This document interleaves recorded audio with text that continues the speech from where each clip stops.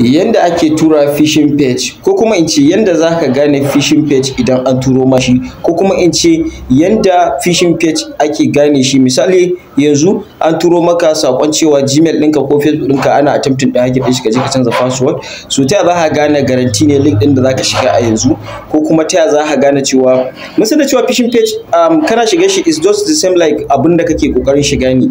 So za ka iya shiga phishing page kuma ba za ka iya gane cewa page ɗin na phishing bane ba, saboda an yi designing ɗin shi just like kawai irin wancan ne baki ɗaya. Misali Google ana ƙoƙarin a attempting ɗin hacking ɗin email ɗinka, za a iya haɗawa a tura maka shi ta email ta hanyar phishing ko kuma ta hanyar spoofing, kai tsaye an riga an gama admin ɗinka.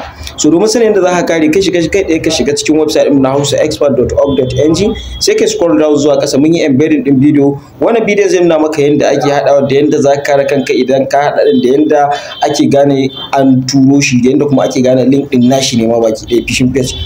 So duka dai ya kunshi abubuwa guda uku baki ɗaya, amma sai dai har ina sanar da ku cewa wannan bidiyon is just for educational purpose ne baki ɗaya, domin YouTube ma basu ba da dama aka ɗora shi ba. Akan wannan yadda suka ba mu hutun strike ɗin sati 2, dalilin da yasa muka yi amfani da Izuwe kenan, muka sa shi a Homix domin shi ma like YouTube ɗin ne.